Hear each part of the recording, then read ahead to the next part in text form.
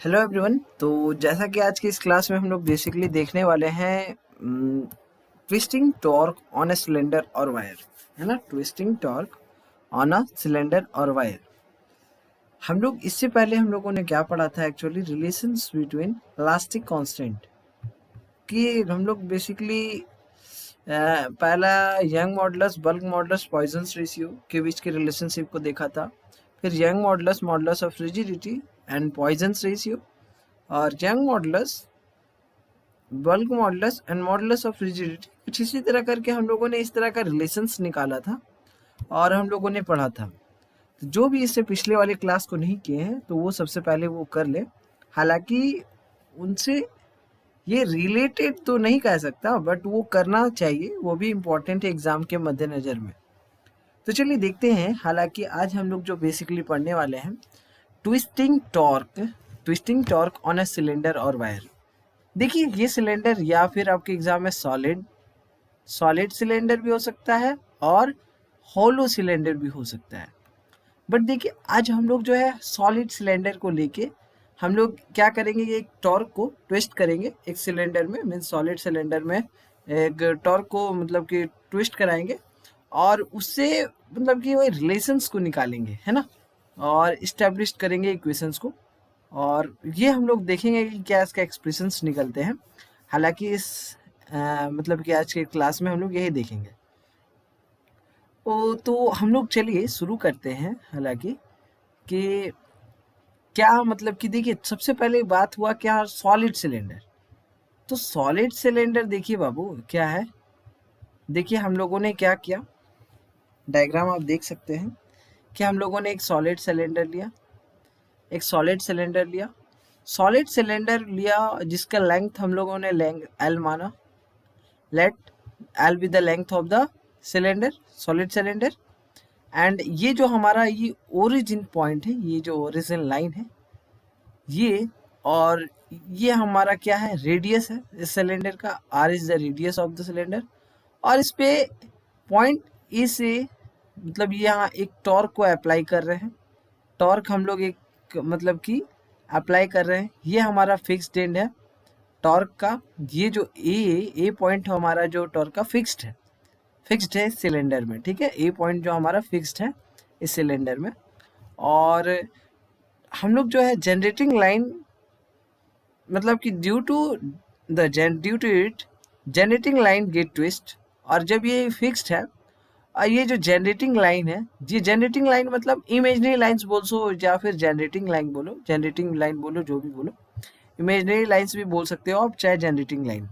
तो ये जो टॉर्क है हम लोगों ने लगाया, ये टॉर्क जो है जब ट्विस्ट होगा तो AB2 क्या ट्विस्ट होगा, AB डैश ट्विस्ट करेगा टॉर्क, है ना। देखिए इस डायरेक्शन में ट्विस्ट करेगा, है ना, ट्विस्ट करेगा। तो ये जो सॉलिड सिलेंडर है, सपोज करते हैं क्या कि ये जो सॉलिड सिलेंडर्स है ये बहुत सारे नंबर्स ऑफ सेल्स से मिलके बना है। बहुत सारे numbers of cells, cylindrical cells mean cells, बहुत सारे नंबर्स ऑफ सिलिंड्रिकल सेल्स से ये मिलके बना है। और कंसीडर करते, देखिए हम लोगों ने कंसीडर भी किया, बहुत सारे अंदर में बहुत सारे सिलिंड्रिकल सेल्स को कंसीडर भी किया है। उसी सिलिंड्रिकल सेल्स में बहुत सारे नंबर्स ऑफ सिलिंड्रिकल सेल्स में हम लोगों ने क्या किया, वही नंबर्स ऑफ सिलिंड्रिकल सेल्स जो कंसीडर किया कि अंदर में बहुत सारे सिलिंड्रिकल सेल्स हैं। तो हम लोगों ने एक सेल को लिया, उसी सिलिंड्रिकल सेल्स में नंबर्स ऑफ सिलिंड्रिकल सेल से एक सेल्स को लिया जिसका हम लोगों ने रेडियस कुछ एक्स माना। देखिए एक सिलिंड्रिकल सेल है, लिया हम लोगों ने, जिसका हम लोगों ने रेडियस क्या माना, एक्स माना, जिसका हम लोगों ने बाबू रेडियस एक्स माना। और उसके बाद रेडियस एक्स मानने के बाद हम लोगों ने क्या किया कि इसका जो विड्थ मीन्स बोल सकते हैं विड्थ, चौड़ाई, कुछ तो चौड़ाई होगा ना, कुछ तो उसका विड्थ होगा सेल्स का। जो सेल हम लिए हैं, सिलिंड्रिकल सेल लिए हैं, तो उसका कुछ तो विड्थ होगा। तो dx लेट किए हैं कि dx is the width of this cylindrical cell. अगर हम इसका एरिया निकालें इस सिलिंड्रिकल सेल का, तो आपको तो पता है कि एरिया क्या होता है, 2 पाई RH, है ना। ये फॉर्मूला आप लोगों ने पढ़ा होगा, एकदम बहुत ईजी है बाबू। Area of a cylindrical cell, area of a cylindrical cell आप लोगों ने पढ़ा होगा हालांकि, ठीक है, आप लोगों ने पढ़ा होगा। देखिए 2πRH है ना, देखिए यहाँ मैंने लिख दिया area of cylindrical cell is equal to 2πRH।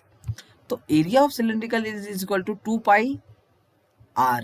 Radius हमारा क्या है, x है, x मैंने लिख दिया, और h हमारा dx। ओके, अब देखिए मेरे को एक्चुअली क्या है, मेरे को निकालना क्या है, मेरे को एक्चुअली निकालना है बाबू क्या, मेरे को निकालना है एक्चुअली मॉडुलस ऑफ रिजिडिटी। और मॉडुलस ऑफ रिजिडिटी निकालने के लिए इस सॉलिड सिलेंडर, इस सिलेंड्रिकल सेल का, इस सिलेंड्रिकल सेल का मॉडुलस ऑफ रिजिडिटी निकालने के लिए मेरे को टेंजेंशियल स्ट्रेस पता होना चाहिए कि जो टेंजेंशियल स्ट्रेस अप्लाई हो रहा है वो क्या है, और स्टीयरिंग स्ट्रेन मेरे को पता होना चाहिए। स्टीयरिंग स्ट्रेन तो आप लोगों को पता होगा कि फाई होता है, फाई है ना, फाई होता है। स्टीयरिंग स्ट्रेन हमारा क्या होता है, फाई होता है, आप लोगों को पता होगा। तो चलिए मैं इस सॉलिड से, इस cylindrical cell means cylindrical cell का टेंजेंशियल स्ट्रेस निकालता, तो आपको इसका फॉर्मूला पता है फोर्स अपॉन एरिया। तो फोर्स तो आपको पता है एफ, और एरिया हमारा अभी हम लोगों ने निकाला इस सेल का 2πx इंटू डी एक्स, तो एफ अपॉन में 2πx इंटू डी एक्स। और सियरिंग स्ट्रेन का वैल्यू आपको पता है, सियरिंग स्ट्रेन क्या होता है, फाई होता है। अब हम लोग चलिए ये टेंजेंशियल स्ट्रेस भी पता चल गया, सियरिंग स्ट्रेन भी पता चल गया, तो अब इसको हम लोग मॉडुलस ऑफ रिजिडिटी के फॉर्मूला में अप्लाई कर देंगे, कर सकते हैं ना, एकदम आराम से कर सकते हैं। तो मॉडुलस ऑफ रिजिडिटी का फॉर्मूला होता है eta is equal to tangential stress upon में सियरिंग स्ट्रेन, तो ईटा है ये ईटा। तो देखो टेंजेंशियल स्ट्रेस का वैल्यू एफ अपॉन में 2πx इंटू डी एक्स, और सियरिंग स्ट्रेन का फाई। जब देखिए हम लोगों ने इससे एफ निकाला, एफ मेरे को तो एफ फोर्स निकालना था, एक्चुअली फोर्स निकालना था, तो फोर्स निकला मेरा कितना, 2π ईटा फाई, 2π ईटा 2π ईटा फाई dx।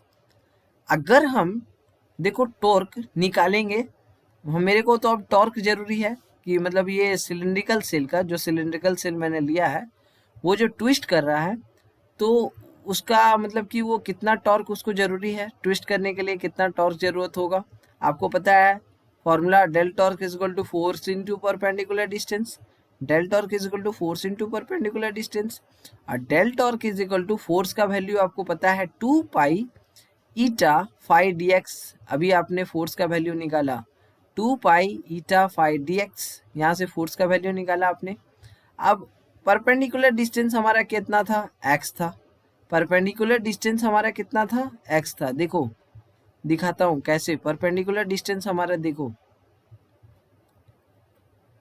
देखो ये जो ये क्या है, ये इस सेल का, ये इस सेल का ये ओरिजिन है, और ये इस सेल, ये जो सेल है सिलिंड्रिकल सेल है, इसका परपेंडिकुलर डिस्टेंस है ये x। ये देखो ये जो x है यहाँ पर, जो ये परपेंडिकुलर डिस्टेंस है ना, ये जो x है हमारा परपेंडिकुलर डिस्टेंस है, ठीक है। तो फोर्स इंटू परपेंडिकुलर डिस्टेंस, अगर जो फॉर्मूला है del torque is equal to force into perpendicular distance, तो फोर्स का वैल्यू हमको पता था 2π eta phi dx into X. अब देखो यहाँ x से x गुना कर दो, x गुना हो, मतलब कि देखो x है ना यहाँ पर, तो इसको इक्वेशन एक्चुअली 1 मान लेते हैं तो बेस्ट होगा, इक्वेशन 1। अब देखो, अब मेरे को अगर एंगल निकाला जाए, एंगल निकालने को बोला जाए, तो आप लोगों को एंगल का वैल्यू पता है, एंगल का फॉर्मूला होता है, एंगल आर्क निकालने का फॉर्मूला होता है एंगल इंटू रेडियस। आर्क, किसी भी सर्कल का आर्क निकालने को बोला जाए तो उसका फॉर्मूला होता है किसी भी सर्कल का एंगल इंटू रेडियस, किसी भी सर्कल का फॉर्मूला होता है arc is equal to angle into radius. अब देखो आर्क, मेरे को आर्क निकालना है, तो दो ट्रायंगल यहाँ फॉर्म हो रहा है, देखो जब यहाँ ट्विस्ट हो रहा है ये सिलिंड्रिकल सेल, तो मेरा दो ट्रायंगल बन रहा है। एक ट्रायंगल यहाँ देखो, यहाँ गौर से देखना, ठीक है, एक triangle B O B dash, और एक ट्रायंगल बन रहा है B A B dash, B A B dash, ये दो फॉर्म हो रहा है। तो देखो आर्क इज इक्वल टू, मैंने पढ़ा क्या, arc is equal to angle into radius, जो भी एंगल इंटू रेडियस। अब देखो ट्रायंगल, पहला एक ट्रायंगल कंसीडर करते हैं, angle triangle B O B dash. क्या करते हैं, triangle B dash, triangle B dash consider करेंगे। तो यहाँ पर हमारा जो है आर्क क्या होगा, आर्क की जगह हम लोग क्या लिखेंगे, बी डैश। आर्क की जगह हम लोग क्या लिखेंगे, बी डैश लिखेंगे, है ना। आर्क की जगह हम लोग क्या लिखेंगे, बी डैश। अब देखिए आर्क इज इक्वल टू, देखिए यहाँ पर दिख रहा होगा in triangle B dash is equal to, यहाँ पर आप लोग देख रहे होंगे B dash is equal to theta into X, theta into X, angle into radius. अभी मैंने बताया एंगल इंटू रेडियस। देखो एंगल यहाँ पर देखो, यहाँ पर देखो एंगल कितना है यहाँ बी डैश में, एंगल देखो, एंगल कितना है बाबू, थीटा। और रेडियस हमारा कितना है बाबू, एक्स, रेडियस हमारा कितना है, X. So that is why हमारा जो ट्रायंगल बी डैश में हमारा जो ट्रायंगल बनेगा, मतलब जो है आर्क होगा theta into X, means B dash is equal to theta into X. उसी तरह ट्रायंगल बी डैश में B dash is equal to L into phi, angle कितना वहाँ कितना बन रहा, फाई, और उसका लेंथ क्या है, एल, रेडियस का उसका लेंथ क्या है, एल, है ना। Arc into radius, radius actually L है ना रेडियस। तो अब देखिए बी डैश यहाँ देखिए दोनों कॉमन हो रहा है दोनों पे, दोनों ट्रायंगल में। तो हम लोग यहाँ लिख सकते हैं theta into X is equal to L into phi. और फाई का वैल्यू मेरे को निकालना था, क्योंकि हम लोगों ने वहाँ फोर्स में क्या, देखो फोर्स में देखो वहाँ पर फाई दिख रहा होगा आप लोगों को, जो मैंने फोर्स निकाला actually, force is equal to del torque. Torque यहाँ जो टॉर्क में यहाँ जो फॉर्मूला यहाँ पर दिख रहा है आपको, del torque is equal to 2 pi eta phi into D X into X. तो यहाँ फाई जो दिख रहा है आपको, फाई, तो ये जो फाई दिख रहा है बाबू, यही फाई का वैल्यू मेरे को निकालना था, फाई का वैल्यू निकालना था। तो फाई कैसे निकलता, फाई हमारा, तो आर्क अगर आर्क निकालते तो हमारा फाई का वैल्यू निकल जाता। तो theta X is equal to L into phi. अब इससे फाई निकालेंगे तो एक्स इंटू मतलब कि फाई अगर निकाल रहे हैं तो एल हमारा इसके नीचे चल जाएगा, तो मतलब phi is equal to X into theta upon में L, X into theta upon में एल। अब ये जो phi is equal to X into theta upon में एल है, इसको इक्वेशन 1 में रख देंगे। इसको क्या करेंगे, इक्वेशन 1 में रख देंगे। देखो इक्वेशन 1 हमारा क्या है, दिख रहा होगा, del torque is equal to 2 pi eta phi into D X into X, means del X square, जो भी आप बोल सकते हैं, ठीक है ना। अब देखो अब मेरे को यहाँ पर फाई का वैल्यू पुट करना है, फाई का वैल्यू पुट करना है। चलिए इस पे पुट करेंगे, जब फाई का वैल्यू पुट करेंगे बाबू, देखो फाई का वैल्यू जब यहाँ पुट करेंगे तो हमारा कुछ होगा, del torque 2 pi eta into X into theta upon में L, X into theta upon में L, X into theta upon में एल। और ये एक्स स्क्वायर क्यों हुआ, ऊपर में वहाँ पर एक्स था इसीलिए मैंने एक्स को एक्स से गुना किया तो एक्स स्क्वायर हुआ, है ना, एक्स स्क्वायर हुआ। अब देखिए एक्स स्क्वायर और यहाँ पर एक्स है तो एक्स क्यूब हो जाएगा, तो यहाँ निकलेगा सीधा सीधी del torque is equal to 2 pi eta theta into X cube into D X upon में एल। इसको हम लोग इक्वेशन 2 बना लेंगे, इसको हम लोग क्या करेंगे, इसको हम लोग इक्वेशन 2 बना लेंगे, ठीक है। आप सभी ध्यान से सुनिएगा, इसको आप लोग क्या कीजिएगा, इक्वेशन 2 बना लीजिएगा। है हम लोग जो है ना इक्वेशन 1 में यहाँ देखिए एक्स लिखना भूल गए हैं, एक्स एक्चुअली लिखा नहीं गया है नोट्स में, देखिए एक्स लिखने के लिए भूल गए थे। यहाँ पर एक्स होगा, क्यों होगा एक्स, देखो बाबू यहाँ हम लोगों ने एफ का वैल्यू निकाला तो ये तो इससे मल्टीप्लाई हो गया, तो क्या हुआ 2 पाई ईटा, यहाँ पर एक्स होगा, यहाँ देखो एक्स है बाबू, X phi into D X, तो यहाँ पर होगा 2 pi eta X phi D X. यहाँ पर पेंडिकुलर डिस्टेंस हमारा एक्स है, तो जब ये एक्स ये x और ये x गुना होगा तो फिर क्या हो जाएगा, x स्क्वायर, ठीक है, x स्क्वायर। ओके, अब चलिए आगे देखिए, एक्चुअली आगे देखना है हम लोगों को। तो वही एक्स स्क्वायर, और यहाँ पर देखो एक्स स्क्वायर था, जब यहाँ एक्स स्क्वायर और थीटा एक्स से जब गुना हुआ तो एक्स क्यूब बना, है ना। अब देखिए हम लोगों को तो कैलकुलेट करना था कि क्या टॉर्क रिक्वायर्ड होगा, मतलब कि एक सॉलिड सिलेंडर में जब हम ट्विस्ट करेंगे, सॉलिड सिलेंडर में टॉर्क को हम जब ट्विस्ट करेंगे तो मतलब क्या रिक्वायर होगा, मतलब हम लोगों को ये कैलकुलेट करना है, ये कैलकुलेट करके बताना है कि in order to calculate the torque requiring in, कितना टॉर्क रिक्वायर होगा, मतलब कि एक सॉलिड सिलेंडर को ट्विस्ट करने के लिए, मतलब कितना टॉर्क का रिक्वायर होगा, एक्चुअली यही हम लोगों का कहना था कुछ। तो देखिए क्या, तो हम लोगों को उसके लिए क्या करना होगा, इंटीग्रेट करना होगा। इंटीग्रेट करना होगा, x को 0 से लेके x को r तक में इंटीग्रेट करना होगा। क्यों x को 0 से लेके r तक इंटीग्रेट करना होगा, बताइए। r हमारा क्या है, आपको पता है कुछ? 0 से लेके r तक मेरे को इंटीग्रेट करना है बाबू। कमेंट बॉक्स में मेरे को इसका जवाब चाहिए, क्यों मैं 0 से लेके r तक इंटीग्रेट करूंगा। ट्राई करना है, कोशिश करना है, बिना कोशिश का कुछ नहीं पॉसिबल है।